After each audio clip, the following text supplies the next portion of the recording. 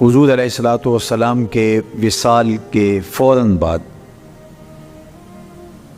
منافقین نے بہت باریک چال چلی، مسلمانوں کی صفوں میں گھس گئے۔ بظاہر لبادے ان کے مسلمانوں والے تھے، تو انہوں نے مسلمانوں سے کہنا شروع کر دیا، لو جی کہانی ختم ہو گئی، ساری رونقیں حضور کے دم سے تھیں، نمازیں تھیں، روزے تھے، لوگ اپنے اموال کی زکوٰۃ دیا کرتے تھے، حج کا اجتماع تھا، یہ سب کچھ ختم ہو جائے گا۔ اب کون مال خرچ کرے گا؟ کس نے جان راہ خدا میں قربان کرنی ہے؟ کوئی سحر کے وقت اٹھ کے کیوں مسجد میں آئے گا؟ بظاہر لگتا تھا کہ یہ بڑی ہمدردی اور دلجوئی سے حقیقت حال کو بیان کر رہے ہیں، لیکن اس کے اندر چھپا ہوا ظاہر تھا۔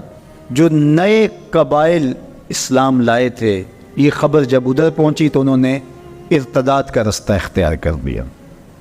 بہت سارے قبیلے، آپ پڑھیں تاریخ، مرتد ہو گئے، کسی نے زکوٰۃ دینے سے انکار کر دیا، مسیلمہ کذاب نے اپنی جھوٹی نبوت کا دعویٰ کھڑا کر دیا۔ حضرت صدیق اکبر کا دل زخمی ہے، کلیجہ زخمی ہے، لیکن اب اس صورتحال کا جب آپ نے مشاہدہ کیا تو آپ آگے بڑھے اور ایک اونچے ٹیلے پہ کھڑے ہوئے لوگوں کو اشارہ کیا۔ لوگوں نے جناب ابو بکر رضی اللہ تعالیٰ عنہ کو دیکھا تو ادھر لپک کے آ گئے، تو حضرت ابو بکر صدیق رضی اللہ تعالیٰ عنہ نے مختصر خطاب کرتے ہوئے آپ نے کہا، لوگوں مجھے ایک بات بتاؤ، تم اللہ کی عبادت کرتے تھے کہ رسول اللہ کی عبادت کرتے تھے؟ لوگوں نے کہا کہ ہم اللہ کی عبادت کرتے تھے۔ تو کہا کہ اگر تو تم رسول اللہ کی عبادت کرتے تھے تو حضور وصال کر گئے، اور اگر تم اللہ کی عبادت کرتے تھے تو وہ آج بھی حی ہے، لا یموت ہے، اسے موت ہے ہی نہیں۔ پھر کہا، جس دین کے لیے میرے اور آپ کے آقا و مولا نے اپنی ساری زندگی لگا دی، کیا حضور کے وصال کر جانے کے بعد تم اس دین کو چھوڑ دو گے؟ تو لوگوں نے کہا، کیوں چھوڑیں گے؟ تو کہا، پھر اٹھو اور دین کا جھنڈا لے کے پوری دنیا پہ چھا جاؤ۔ تو آپ نے لوگوں کو سنبھالا۔ تو حضرت عبداللہ ابن مسعود رضی اللہ تعالیٰ عنہ فرماتے ہیں کہ اگر حضرت ابو بکر رضی اللہ تعالیٰ عنہ کے ذریعے سے اللہ ہمارے اوپر احسان نہ کرتا تو ہم ہلاک ہو جاتے۔ اس امت کو بکھرنے سے بچایا ہے، شیرازہ متحد رکھا ہے، تو وہ ذات سیدنا صدیق اکبر رضی اللہ تعالیٰ عنہ۔ اور حضور یہ سارے اشارے دے کر گئے تھے۔ ایک خاتون آئی، کوئی کام تھا اس کو، اس نے کہا، تو حضور نے فرمایا پھر آنا۔ تو اس نے کہا کہ اگر میں پھر آؤں تو آپ نہ ہوں، اس کی مراد یہ تھی کہ آپ وصال کر گئے ہوں۔ تو آقا کریم علیہ السلام نے فرمایا، اگر میں نہ ہوا ابو بکر تو ہوں گے، میں نہ ہوا تو ابو بکر کے پاس آ جانا۔ اللہ اکبر۔ حضور نے حضرت ابو بکر رضی اللہ تعالیٰ عنہ کو اپنی زندگی میں مصلی پہ کھڑا کیا۔ ترمذی کے لفظ ہیں، حضور نے ارشاد فرمایا، لا ینبغی لقوم فیہم ابو بکر ان یؤمہم غیرہ، کسی قوم کے لیے مناسب ہی نہیں ہے کہ ابو بکر ان کے اندر رہتا اور امامت کوئی اور کروائے۔ مروا ابا بکر فلیصلی بالناس، ابو بکر کو حکم دو کہ وہ لوگوں کو نماز پڑھائے۔ اور پھر مصلی پہ جا کے حضرت ابو بکر کھڑے ہوئے۔ 17 نمازیں حضور علیہ الصلوۃ والسلام کی حیات طیبہ کے اندر حضرت ابو بکر نے پڑھائی۔ اللہ اکبر۔ فرمایا، ما نفعنی مال احد قط ما نفعنی مال ابی بکر، مجھے کسی کے مال نے اتنا نفع نہیں دیا جتنا ابو بکر کے مال نے دیا۔ اللہ کے علاوہ اگر میں کسی کو خلیل بناتا تو ابو بکر کو بناتا، لیکن اللہ میرا خلیل ہے۔ جنہیں سیدہ کہول اہل الجنہ کہا گیا، جنت کے بوڑھوں کے سردار بنائے گئے۔ حضور نبی رحمت صلی اللہ علیہ وآلہ وسلم کی نیابت اور حضور علیہ الصلوۃ والسلام کی خلافت کا تاج ان کے سر پہ رکھا گیا، جن کی صحابیت کو میرے رب نے قرآن میں بیان فرمایا، اذ یقول لصاحبہ لا تحزن ان اللہ معنا۔ جب غار ثور میں حضور علیہ الصلوۃ والسلام سیدنا ابو بکر رضی اللہ تعالیٰ عنہ کی گود میں سر رکھ کے لیٹے ہوئے تھے، سانپ ایڑی پہ ڈنگ کے ڈنگ لگا رہا ہے اور آپ اپنی ٹانگ کو جنبش نہیں ہونے دیتے۔ آنکھوں کا حلقہ توڑ کے آنسو حضور کے رخسار پہ گرتے ہیں، اور آقا کریم بیدار ہوتے ہیں، اور بیدار ہو کے پوچھتے ہیں مالا کا یا ابا بکر، ابو بکر کیا ہوا؟ ادب کے اس کرینے کو جناب سیدنا صدیق اکبر نہیں بھولتے، کہتے ہیں فدا کا امی و ابی یا رسول اللہ، لو دیکھ تو حضور میری ماں بھی آپ کے قدموں پہ قربان جائے، میرا باپ بھی آپ کی راہوں پہ نچھاور، میرا قبیلہ میرا خاندان آپ کے قدموں پہ قربان، مجھے سانپ نے ڈس لیا ہے۔ تو محبت کا یہ اسلوب اور الفت کا یہ طریق آپ کو یہاں ملے گا کہ انداز الفت نہیں چھوڑتے۔ تو سانپ کا کام تو ڈسنا ہے، چاہے وہ غار میں ڈسے یا اسلام آباد میں بیٹھ کے ڈنگ لگائے، وہ تو ڈستا رہے گا، لیکن ابو بکر حضور کی محبت کے ترانے پڑھتا رہے گا۔ سیدنا صدیق اکبر کی سب سے بڑی آرزو جب پوچھی گئی تو وہ یہی تھی کہ آنکھیں میری ہوں، چہرہ حضور کا ہو، نہ چہرہ ہٹے نہ آنکھیں تھکیں، دیکھتا رہوں اور دیکھتا رہوں۔ اس واقعہ کی حکایت قرآن نے بیان کی ہے۔ اذ یقول لصاحبہ، صحابی کا ٹائٹل قرآن نے حضرت سیدنا صدیق اکبر کے نام کیا ہے، اس لیے حضرت سیدنا صدیق اکبر کی صحابیت کا انکار کفر ہے۔ جو حضرت صدیق اکبر کو کافر کہتا ہے وہ خود کافر ہے، اس لیے کہ ان کا ایمان، ان کا اسلام اور ان کی صحابیت قرآن کی قطعی نص سے ثابت ہے، اور ان لفظوں کے ساتھ ثابت ہے۔ اذ یقول لصاحبہ لا تحزن، کہا گھبرانے کی ضرورت نہیں، ان اللہ معنا، اللہ ہمارے ساتھ ہے، اللہ ہمارے ساتھ ہے۔ اور پھر کہا وَالثَّانِي اثْنَيْنِ إِذْ هُمَا فِي الْغَارِ، دو میں سے دوسرا، اللہ اکبر، اللہ نے دو میں سے دوسرا کہا ہے، یہ شان ہے سیدنا صدیق اکبر، جو ثانیہ اثنین ہیں غار میں۔ اللہ اکبر، یار کہتے ہیں حضور کا سایہ نہیں تھا، لیکن جناب ابو بکر سائے کی طرح حضور کے ساتھ، قبر کے بھی ساتھی، بدر کے بھی ساتھی، سفر کے بھی ساتھی، حضر کے بھی ساتھی۔ تو حضرت صدیق اکبر رضی اللہ تعالیٰ عنہ کی صحابیت قطعی نص سے ثابت ہے، اور سیدنا صدیق اکبر رضی اللہ تعالیٰ عنہ حضور علیہ الصلوۃ والسلام کے خسر ہیں۔ حضرت سیدنا صدیق اکبر رضی اللہ تعالیٰ عنہ کا دایاں ہاتھ حضور نے اپنے ہاتھ میں پکڑا ہے، اور بایاں حضرت عمر کا ہاتھ پکڑا ہے، اور حضور ایسے مسجد نبی سے باہر نکل رہے ہیں، اور کوئی شخص داخل ہوا، فرمایا قیامت کے دن ہم ایسے ہی اٹھائے جائیں گے، دائیں ہاتھ میں ابو بکر کا ہاتھ ہوگا، بائیں ہاتھ میں عمر کا ہاتھ۔ اللہ اکبر، یہ ہیں حضرت ابو بکر رضی اللہ تعالی۔ جو بدبخت سیدنا صدیق اکبر رضی اللہ تعالی عنہ کے ایمان پہ شک بھی کرے وہ مومن نہیں رہتا۔ یہ وقت بھی آنا تھا ہمارے اوپر کہ پاکستان کے دارالحکومت میں کھڑے ہو کر کے سیدنا صدیق اکبر رضی اللہ تعالی عنہ کے بارے میں ایسے نازیبہ کلمات کہے جانے، استغفر اللہ، العیاذ باللہ۔ حضور علیہ الصلوۃ والسلام نے ارشاد فرمایا اذا رأیتم الذین یسبون صحابی فقولوا لعنۃ اللہ علی شرکم۔ عبداللہ ابن عمر سے روایت ہے، حضور نے فرمایا اگر تم کچھ لوگوں کو دیکھو کہ میرے اصحاب کو گالی دیتی اور تم کہو تمہاری شر پہ اللہ کی لعنت ہو، یہ حضور نے حکم دیا ہے کہ یہ اس کے جواب میں کہو۔ اور ایک حدیث کے لفظ ہیں، حضور علیہ السلام نے ارشاد فرمایا من سب اصحابی فعلیہ لعنت اللہ والملائکۃ والناس اجمعین، جو میرے اصحاب کو گالی دے اس پر اللہ کی بھی لعنت، فرشتوں کی بھی لعنت، اور تمام مخلوقات کی بھی لعنت۔ تو یہ ملعون جو حضرت سیدنا صدیق اکبر اور دیگر اصحاب کو بھونکتے ہیں اور ان کے بارے میں نازیبہ کلمات کہتے ہیں، ان کی شر سے اس ملک کو پاک کرنا چاہیے۔ 1400 صحاب کے ساتھ حضور عمرے کے لیے تشریف لاتے ہیں، کفار مکہ کھڑے ہو گئے کہ ہم عمرہ نہیں کرنے دیں گے، لڑائی ہوگی۔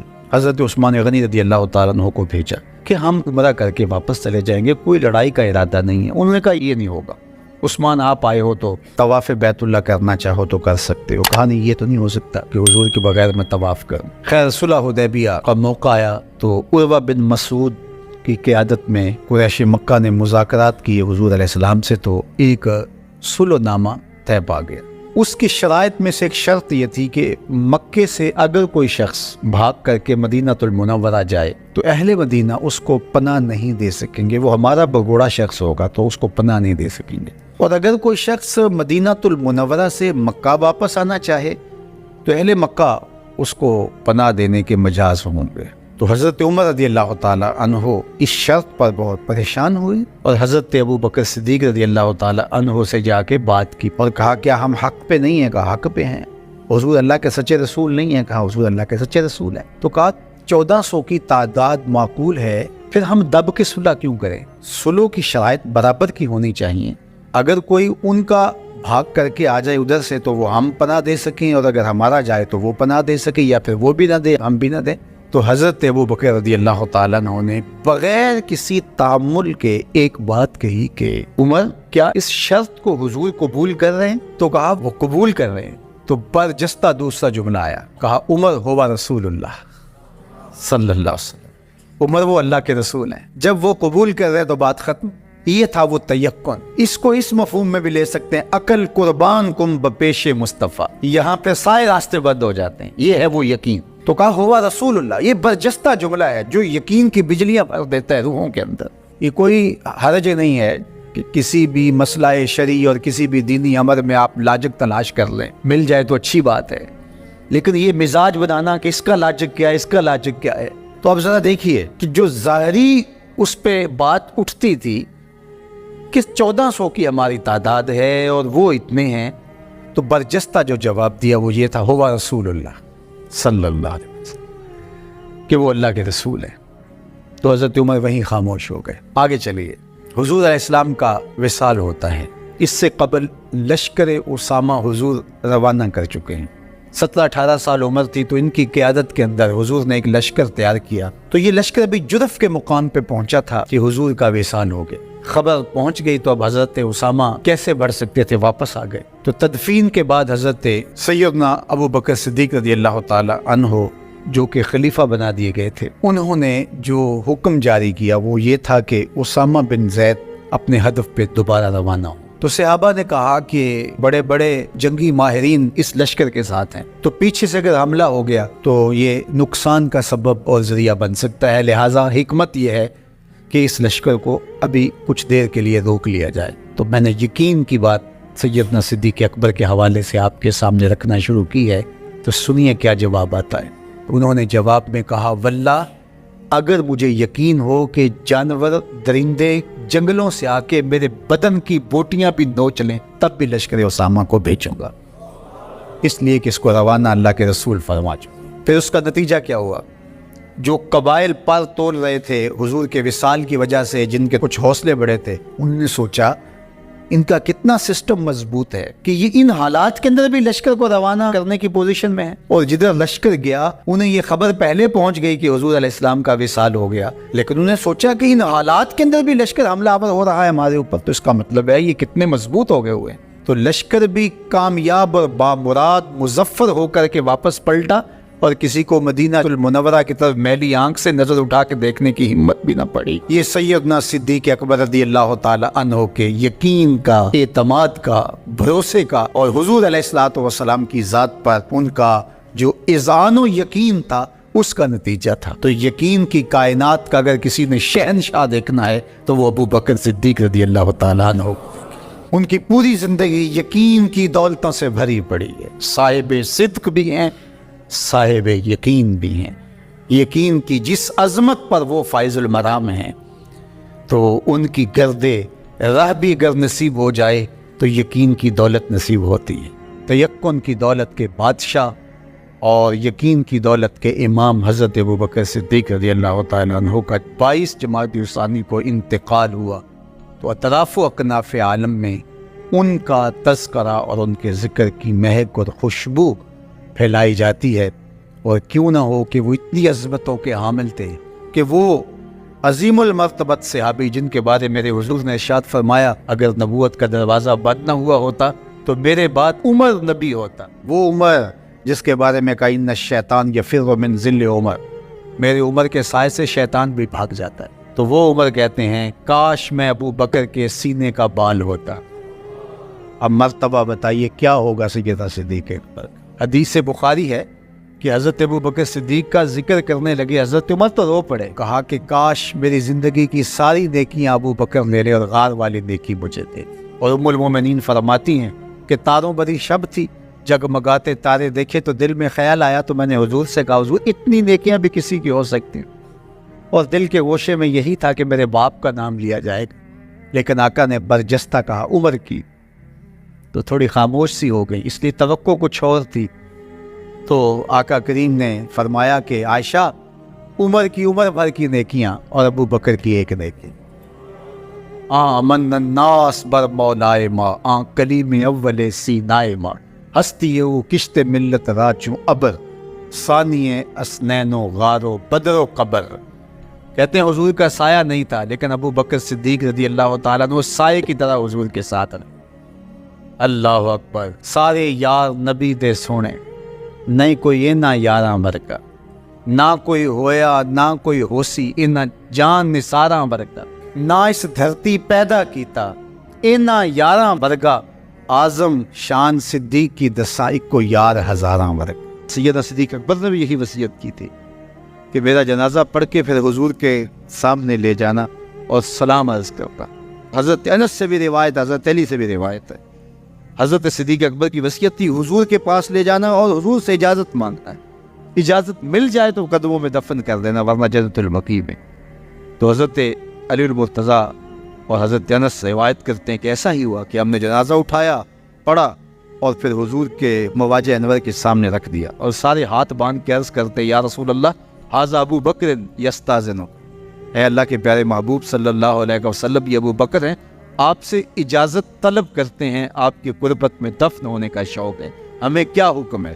تو اس وقت حجرہ عائشہ تھا، یہ گنبد خضرا نہیں بنا ہوا تھا، صرف حجرہ تھا، اس کو تالا لگا تھا، چابی حضرت عائشہ کے پاس ہوا کرتی تھی رضی اللہ تعالی عنہ، تو تالا لگا ہوا تھا اور لوگوں نے رکھ کے یہ عرض کیا، تو پھر کیا ہوا کہ وہ تالا خود بخود کھلا، پھر کنڈی بھی خود بخود کھلی، اور پھر جو دروازہ تھا وہ خود بخود کھلا، اور اندر سے آواز آئی اوصل الحبیب الی الحبیب لان الحبیب الی الحبیب مشتاق، یار کو یار سے ملا دو، یار تو پہلے یار کا انتظار کر رہا ہے۔ تو قبر انور سے یہ آواز آئی، حضور کے روضہ انور سے یہ آواز، اور ہمارا عقیدہ ہے اور مسلمہ عقیدہ ہے اور تمام امت کا عقیدہ ہے کہ حضور اپنی قبر میں زندہ ہیں۔ یہ بعد میں فتنہ پیدا ہوا حضور علیہ السلام کے حوالے سے، یہ جو معاذ اللہ میری زبان وہ بوجھ نہیں اٹھاتی جو لوگ کہتے ہیں، یہ حضرت شیخ عبد الحق محدث دہلوی علیہ رحمہ نے لکھا ہے تتمہ مدارج النبوہ میں۔ آپ کہتے ہیں اللہ کا شکر ہے، بہت سارے معاملات میں امت میں اختلاف پیدا ہو گئے، لیکن اللہ کا شکر ہے کہ اس معاملے میں تو کوئی اختلاف نہیں کہ حضور اپنی قبر انور میں زندہ ہے۔ یہ حضرت شیخ نے لکھا ہے، تو اس کا مطلب ہوا کہ یہ بات کا اختلاف ہے۔ تو حضور علیہ السلام اپنی قبر انور میں زندہ ہیں۔ حضرت ابو درداء رضی اللہ تعالی عنہ نے جب آقا کریم نے درود و سلام کی ترغیب دی تو کہا حضور جب آپ انتقال کر چکے ہوں گے تو کیا ہم اس وقت بھی آپ پہ درود پڑھیں؟ تو حضرت ابو درداء نے جب حضور سے پوچھا، ابن ماجہ کی روایت ہے، تو کہا حضور جب آپ وصال کر چکے ہوں گے تو درود و سلام اس وقت بھی جاری رکھیں؟ تو آقا کریم علیہ السلام نے ارشاد فرمایا انما حرم علی الارض ان تاکل اجساد الانبیاء فنبی اللہ حی یرزق، فرمایا ہاں بعد میں بھی میرے پر درود جاری رکھنا، اللہ نے مٹی پہ حرام کر دیا ہے کہ وہ نبیوں کے جسم کو کھائے، نبی قبروں میں زندہ ہوتے ہیں ان کو رزق دیا جاتا۔ میرے حضور نے کہا نا ارسلت الی الخلق کافہ، میں تمام مخلوق کا رسول بنا کے بھیجا ہوں، تمام مخلوق کا، صرف انسانوں کا نہیں، تمام مخلوق، ارسلت الی الخلق کافہ، تمام مخلوقات کا رسول ہو۔ تو حضور مٹی کے بھی رسول ہیں، تو کیا مٹی اپنے رسول کو کھا جائے گی؟ یہ کیسے ہو سکتا ہے؟ تو مٹی کے اوپر حرام ہے، یہ لفظ ہے انما حرم علی الارض ان تاکل اجساد الانبیاء، اللہ نے مٹی پر حرام کر دیا کہ وہ نبیوں کے جسم کو کھائے۔ فنبی اللہ حی یرزق، یہ سیاستہ کی روایت پڑھ رہا ہوں، نبی اپنی قبروں میں زندہ ہوتے اور انہیں رزق بھی دیا جاتا۔ آیا حضور علیہ السلام نے انت صاحبی فی الغار و صاحبی علی الحوض، اے ابو بکر تم غار میں بھی میرے ساتھی ہو اور حوض کوثر میں بھی میرے ساتھی ہو۔ اور آقا کریم علیہ السلام نے یہ بھی ارشاد فرمایا سب سے زیادہ جس نے میرے اوپر احسانات کیے ہیں وہ ابو بکر ہے۔ حضور نے فرمایا کسی کے مال نے مجھے اتنا نفع نہیں دیا جتنا ابو بکر کے مال نے دیے، جتنا ابو بکر کے مال نے دین کو، اسلام کو، میرے کاز کو نفع دیا ہے، میرے حضور نے فرمایا اتنا کسی کے مال نے نفع نہیں دیا۔ اللہ اکبر۔ فبکا ابو بکر، تو جب یہ بات حضور نے کہی تو ابو بکر رونے لگے۔ وقال ما انا ومالی الا لکا، حضور میں بھی آپ کا ہوں، مال بھی آپ کا ہے۔ اللہ اکبر۔ حضرت ابو بکر صدیق رضی اللہ تعالی عنہ نے حضور علیہ الصلوۃ والسلام کے ساتھ جو محبتوں کا ذکر کیا، اور پھر آقا کریم علیہ الصلوۃ والسلام نے ان کا جو اختصاص فرمایا۔ ایک خاتون آئی اور اس نے حضور سے کوئی مسئلہ پوچھا، تو آقا کریم نے فرمایا پھر آ جانا۔ تو اس نے کہا اگر میں پھر آؤں اور آپ نہ ملیں، اس کا مطلب یہ تھا کہ آپ اس دنیا سے کوچ کر گئے ہوں، تو پھر تو فرمایا میں نہیں ملوں گا، ابو بکر تو ملے گا نا۔ تو علماء نے کہا یہ خلافت کی طرف اشارہ ہے۔ حضرت ابو بکر صدیق رضی اللہ تعالیٰ عنہ سے بہت زیادہ حضور پیار کرتے تھے، اور آقا کریم علیہ الصلوۃ والسلام نے اپنی زندگی میں 3 دن ان کو مصلی پہ کھڑا کیا ایام مرض میں، پھر 17 نمازیں حضور کی موجودگی میں حضرت ابو بکر صدیق نے پڑھائی، پھر حضور کا وصال ہو گیا، اور یہ دردناک لمحے تھے حضور کے وصال کے۔ اللہ اکبر۔ صحابہ کے کلیجے جل گئے۔ حضرت عمر نے ہاتھ میں تلوار پکڑی اور ایسے کھڑے ہو گئے اور ایسے لہراتے تھے تلوار، اور کہتے تھے خبردار کسی نے کہا حضور کا انتقال ہو گیا میں گردن اتار دوں گا۔ کوئی وصال نہیں ہوا حضور کا، حضور تھوڑی دیر بعد اپنی حالت پہ آ جائیں گے، یہ سکتے کی کیفیت ہے۔ حضرت زید بن عبداللہ کے بیٹے نے جا کے کہا ابا جی حضور کا انتقال ہو گیا، تو انہوں نے باغ میں پانی دے رہے تھے، سب کام چھوڑ دیا، ہاتھ اٹھائے گا اللہم اذہب بصری حتی لا ارا بعد حبیبی محمد احدا، اے اللہ مجھے اندھا کر دے، آنکھوں کے دیے اس لیے روشن تھے کہ تیرے محبوب کو دیکھوں، جب حضور چلے گئے ہیں تو میں نے یہ چراغ کیا کر رہے ہیں، بجھا دے ان چراغوں کو۔ تو کیا کیفیت تھی۔ حضرت فاطمہ بول رہی ہیں صبت علیہ مصائب لو انہا صبت علی الایام سرنا لیالیا، میرے اوپر وہ مصیبتیں ٹوٹی ہیں اگر یہ دنوں پہ ٹوٹ پڑتی تو دن کالی راتیں بن جاتے۔ تو تھوڑی خبر تھی حضور کا وصال۔ اچھا جب یہ کیفیت تھی صحابہ کی اس نازک موقع پہ، چونکہ منافق اندر ہی ہوتے ہیں، تو منافقوں نے کھیل کھیلا، وہ صحابہ میں پھیل گئے اور کہنے لگے واہ واہ حضور کے دم سے رونقیں تھیں، مسجدیں آباد تھیں، سجدے تھے، قرآن کی تلاوت تھی، اب کس نے نماز پڑھنی ہے میاں، اب کس نے روزہ رکھنا ہے، اب کس نے زکوٰۃ دینی ہے، اب کس نے حج کرنا ہے، ختم کہانی ختم کہانی، یہ بات کرنی شروع کر دی۔ اب یہ بڑی نازک صورتحال، تو کیا حضرت ابو بکر کا کلیجہ نہیں جل رہا تھا؟ لیکن اس موقع پہ حضرت ابو بکر کھڑے ہوئے، اور پھر حضرت ابو بکر صدیق نے لوگوں سے مخاطب ہو کہا لوگوں مجھے ایک بات بتاؤ کہ تم اللہ کی عبادت کرتے تھے یا حضور کی کرتے تھے؟ لوگوں نے کہا کہ اللہ کی۔ تو کہا کہ کیا حضور کے وصال کے بعد تم اللہ کی عبادت چھوڑ دو گے؟ کہا نہیں۔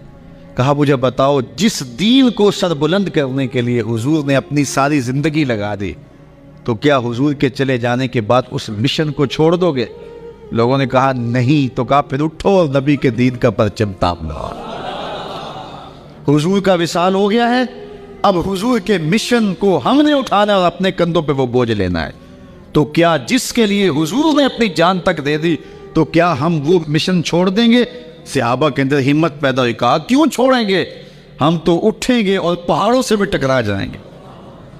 تو یہ وہ موقع تھا جس موقع کو سنبھالا حضرت ابو بکر نے۔ منافق تو چال چل گئے تھے، صحابہ پر صدموں کے پہاڑ ٹوٹ رہے تھے، ساری ذریت اسلام ساری زندگی جو ہے وہ تعریفیں کرتی رہے، مدح و ستائش کرتی رہے، ابو بکر صدیق کا یہ حق نہیں ادا ہو سکتا۔ یہ احسان کیا ہے امت کے اوپر حضرت ابو بکر صدیق نے۔ اس کائنات میں جتنے بھی انسان بستے ہیں ان میں سے افضل مجد و شرف کے لحاظ سے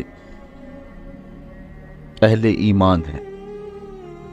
کفار اخلاقی قدروں میں جتنے مرضی بلند کیوں نہ ہو، مال و دولت، شہرت، ثروت، جاہ و منصب، اقتدار، سب کچھ ان کے پاس ہو، لیکن ایک مسکین مومن کی شان تک نہیں پہنچ سکتے۔ اس لیے اس کائنات میں بسنے والے انسانوں میں سب سے افضل شخص مومن ہے۔ اہل ایمان میں سے فضل و شرف رکھنے والے علماء اور اولیاء ہیں۔ علماء و اولیاء میں سے اغیاث اور اقطاب فضل و شرف پاتے ہیں۔ اغیاث اور اقطاب کا جہاں نقطۂ عروج ہوتا ہے وہاں تابی کا مرتبہ شروع ہوتا ہے، اور جہاں تابی اپنے نقطۂ کمال کو پہنچتا ہے وہاں صحابی کا کمال اور عظمتیں شروع ہوتی ہیں۔ صحابہ میں سے جو مہاجر صحابہ ہیں وہ فضیلت والے ہیں۔ مہاجر و انصار میں سے جو بدر میں شریک ہوئے ہیں وہ افضل ہیں، اور ان میں سے عشرہ مبشرہ جن 10 لوگوں کے لیے حضور نے جنت کی بشارت دی وہ افضل ہیں۔ ان 10 لوگوں میں 4 اصحاب افضل اور مرتبہ و مقام سے اعلیٰ ہیں، اور ان 4 میں سے سب سے افضل حضرت ابو بکر صدیق رضی اللہ تعالیٰ عنہ۔ یہ ہمارا اہل ایمان کا عقیدہ ہے۔ صحابہ کے درجے متفاوت ہیں۔ جس طرح آسمان کے اوپر نظر دوڑائیں تو آپ کو ستارے نظر آتے ہیں، کوئی روشن، کوئی ٹمٹماتا ہوا، کوئی بڑا واضح، اس طرح اس افق پہ بھی آپ کو ستارے نظر آئیں گے۔ صداقت کے تارے بھی ہوں گے، عدالت کے ستارے بھی ہوں گے، ولایت کے، امامت کے، طرح طرح کے ستارے نظر آئیں گے۔ درجوں کے اعتبار سے متفاوت ہیں، لیکن حضور علیہ السلام کے تمام صحابہ کی تعظیم و توقیر ہمارے اوپر واجب ہے۔ سب سے افضل صحابی جس کو شرف ملا اور عظمت سب سے فضیلت والی نصیب ہوئی وہ حضرت ابو بکر صدیق کی ذات ہے۔ کہتے ہیں حضور کا سایہ نہیں تھا، لیکن یہ سائے کی طرح حضور کے ساتھ ہی رہے، ساری زندگی حضور کے ساتھ گزاری۔ بدر کے بھی ساتھی ہیں، قبر کے بھی ساتھی ہیں، غار کے بھی ساتھی ہیں، اور حد ہو گئی مزار کے بھی ساتھی۔ جے شک ہوئی تے چل مدینے آ ویخ لے جوڑ مزاراں دا بن یار نبی دیاں یاراں دا۔ حضور علیہ السلام نے ارشاد فرمایا، اپنی صحبت اور اپنے مال سے جس نے سب سے زیادہ میرے اوپر احسان مندی کی ہے اس شخص کا نام ابو بکر ہے۔ بلکہ حضور نے فرمایا کہ جس شخص نے بھی میرے اوپر کوئی احسان کیا ہے میں اس کے احسان کا بدلہ اس کو دے چکا ہوں، لیکن ایک ابو بکر ہے جس کے احسانات کا بدلہ کل قیامت کے دن اللہ ہی عطا فرمائے گا۔ یہ صرف حضرت ابو بکر صدیق کی ذات۔ اور حضرت عمر کہتے ہیں، قال ابو بکر سیدنا و خیرنا و احبنا الی رسول اللہ صلی اللہ علیہ وسلم۔ کہتے ہیں کہ ابو بکر کی کیا پوچھتے ہو، وہ ہم میں سے ہمارے سردار بھی تھے، ہم میں سے افضل بھی تھے، اور حضور سب سے زیادہ جس شخص سے پیار کرتے تھے اس شخص کا نام بھی ابو بکر ہی تھا۔ سب سے زیادہ حضور ان سے ہی پیار کیا کرتے تھے۔ حضرت عائشہ رضی اللہ تعالیٰ عنہ فرماتی ہیں کہ جب حضور علیہ السلام کا آخری وقت آیا تو آقا کریم علیہ السلام نے فرمایا کہ ابو بکر کو حکم دو کہ لوگوں کو نماز پڑھائیں۔ میں نے عرض کی کہ وہ رقیق القلب ہیں، مصلی پہ جب آپ کو نہیں پائیں گے تو بے چین ہو جائیں گے، کسی اور کے لیے حکم نامہ جاری کرو۔ حضور علیہ السلام نے فرمایا کسی قوم کے لیے مناسب ہی نہیں ہے کہ ابو بکر ان کے اندر رہتے ہو اور امامت کوئی اور کروائے۔ ابو بکر کا حق ہے کہ وہ امامت کروائیں۔ حضرت عمر رضی اللہ تعالیٰ عنہ سے ایک روایت سنیے، کہتے حضور نے ایک مرتبہ فنڈ کے لیے ارشاد فرمایا کہ لاؤ راہ خدا میں پیش کرو، تو میرے پاس اتنی خوشحالی تھی کہ اتنی کبھی خوشحالی ہوئی نہیں تھی، تو میں نے کہا اگر ابو بکر سے بڑھ سکتا ہوں تو آج بڑھ سکتا ہوں۔ میں گیا اور آدھا مال لے آیا۔ حضور نے پوچھا عمر گھر والوں کے لیے کیا چھوڑا ہے؟ میں نے کہا اتنا ہی چھوڑا ہے، آدھا لے آیا ہوں، آدھا چھوڑا ہے۔ کہتے ہیں پھر ابو بکر سارا مال ہی سمیٹ کے لے آئے۔ اللہ اکبر۔ حضور نے کہا ابو بکر تم گھر کے لیے کیا چھوڑا ہے؟ حضرت ابو بکر رضی اللہ تعالیٰ نے کہا اب کہت لہم اللہ و رسولہ، حضور میرے سامنے بھی آپ ہیں، میرے گھر میں بھی تو آپ ہی ہیں نا۔ وہ اپنے نام لیواؤں کو تنہا چھوڑتے کب ہیں، جہاں ہم دم نہ ہو کوئی وہاں سرکار ہوتے ہیں۔ تو کہا میں اللہ اس کے رسول کی رضا کو گھر چھوڑ آیا ہوں۔ حضرت عمر کہتے ہیں پھر میں نے کہا کہ میں ابو بکر سے کبھی بھی نہیں پڑھ سکتا۔ اللہ تعالیٰ نے ان کو شان ہی انوکھی دی ہے۔